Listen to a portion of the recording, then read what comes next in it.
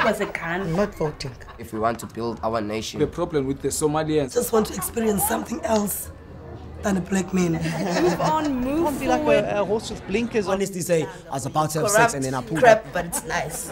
Peter Browning, my wife Jill, next to me here, from Peter Marisburg. Retired for the last 18 years. Used to be on Telkom, the old post office. Engineering side, please, I want to stress that, the technical side.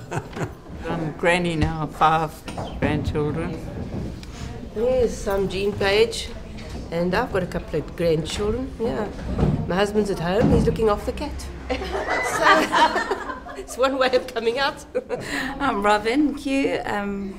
I live here in Cape Town, just right around the corner. So I'm just taking these people around, yeah. I'm Jill Hansmeyer. I'm from Shelley Beach. Shirley is my daughter over there, and I have a son as well in Johannesburg, and I love Shelley Beach. I'm Jill Mandel, and I'm from Tintwini. Robin is my nephew, my niece. And I'm just here for a few days enjoying it. I've got 3 children. They were up in the town. I'm Christine Cock, also from Tintwini, close to Jill. We came on the Shosholoza, had a lovely time, met interesting people and helpful people. And I run a business from home, and that's it. We have terrific potential here, but the amount of money they're going to have to spend on housing is astronomical because of the shacks we see on the side of the railway lines coming down are terrible, really terrible. And for anyone to be in charge of accommodation, as I believe Mr. Sex Wadi is going to be, he's going to have his hands full. But if he gets that right, we're home and dry. We love South Africa. We don't want to leave here. A lot of the young people are sort of immigrating with children and that, which is wrong. You always think the grass is greener on the other side. It isn't always. And they've got to, because their jobs are being taken over that they could do, so they've got to leave. Yeah, is that it's very difficult to get jobs either way, you know. So they have to look elsewhere for jobs, and their children to put them into schools. It costs a lot of money. So you do have a lot of people leaving, I think, you know. You hear it in talk. We live in a little coastal town where we have a lot of tourists, and a lot of people come out from overseas, and they'll talk about it, you know. They love South Africa, but they're scared. They are a little bit scared of South Africa now. You have to have optimism in your nature. Otherwise you leave. You know? We've got to make it, haven't we? If we don't make it, we're in serious trouble. No, we'll make it. It's just time. A letter was sent to us saying you're getting no increase this year because of the signs of the times. You're not getting an increase in your pension. And as Peter was saying, I mean, the big guys of the pension funds are making a fortune. Yes. And we've been contributing to them all these years. So I don't think that you can say whether the white people are living far, but I think it's all around. I think all of us, you know, all of us are suffering. I think there's, you know, people don't have money anymore. We can see it. They don't want to spend if they buy. As I say, we come from a small town. We have a lovely market there that we go to every Saturday. And they don't buy big things anymore.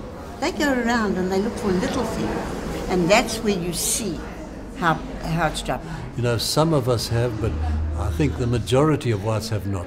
Even though they might well say so, but I think deep down they're still racist. But that depends on your age. The future's with the children. Now we look at our grandchildren, they don't know colour. We got a 9-year-old and a 16-year-old. They don't know colour. But I'm afraid our age group does. Yeah, look, we went through the years when it was the be-all and end-all of a certain government. We can't change anything. But the children being educated in co-educational, what do you call it? They will change slowly but surely. Also, it's important think that like if you say your generation, you can't change what you feel, but to just not say things, just feel them. That's okay. Not to say them, because when you say them, you put it out there, and the kids pick up on that, and they learn that. I mean, I've seen it with my own brother's kids. The way he talks and what they pick up, and their attitudes are the same as his, and it's not going to get them anywhere in this world. It's to a disadvantage to them. So it's very important to be careful what you say. I grew up on a farm. I speak the language as well as any black Zulu does, so I feel I'm completely different. I accept them, I speak to them, I know their culture, I grew up with them, and my best friends were black farm workers. So my outlook on life is completely different to possibly yours, who possibly never grew up with this type of thing. And that's why my family are a little bit different to most families. As Peter says, he grew up, he was the way he grew up. So naturally, even me, I would like my children to marry somebody in my own culture, the same as I know. You take an Italian, a Frenchman or anything. They might have girlfriends and boyfriends of different nations, but they will most probably only marry Italian, they'll have an Italian. So we think like that. So I don't think that's wrong to think like that, that I feel my children should have a white wife or whatever. I feel he should, because that's our culture. But you're not going to change it if he wants it. You can't say you're not allowed to do it. It absolutely wouldn't bother me at all, because of who I work with every day. I mean, my boss is black. Yes. I don't see the difference anymore. I really don't see the difference anymore. But as you say, but obviously for a generation up, it's more difficult, because I mean I hear them talk, and they will, if they see an interracial couple, they'll say, "Look at that." They do. Look at that. It's to them, it's still almost shocking. To me, it's like, how dare you say something? Like the children it's rude. in school today, they don't know. They've got their friends. They can't. Our children, when they were small, we don't come from here, from Zambia. They had a birthday party, and what? Half of them were black children.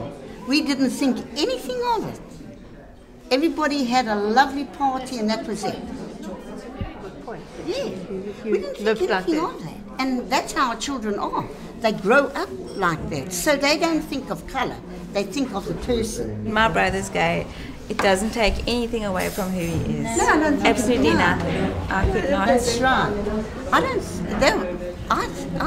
don't think there's anything wrong with that. I don't think they should get married and all that, but I think... I'm not part of that. Likewise, I'm not part of anybody else's bedroom. So that's your private life. He's a person, and I can't see why people are judged because of that. God made men for women and women for men, not men for men and women for women. That's it. Definition. It's against God's law. Who are we to judge, though, you know? Who are we to judge? Can you really, you dislike it, but who the devil are you to judge that child or that couple or whatever? I don't think we have the right to. You certainly wouldn't get rid of a child because you didn't like their attitude or what they... Would you throw him out the home if you found him? No, you'd still love him or her. Right. We meet a lot of them.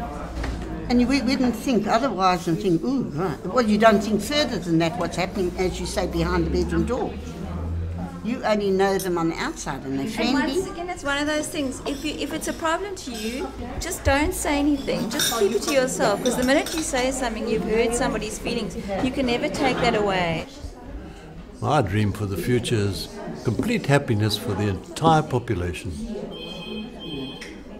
And mine, that the children all get jobs, regardless, today. Well, I just pray that everybody will be very happy in South Africa and we all live in peace. So that's what we need. World peace. Yes. Of course, yeah. I agree. World peace. I mean, it's a dream. End to crime and violence. Peace. I think so too. And for our children, I think our children they've got a new world to live in. So they'll adapt much better than we have, and so they've got a better chance, I would say.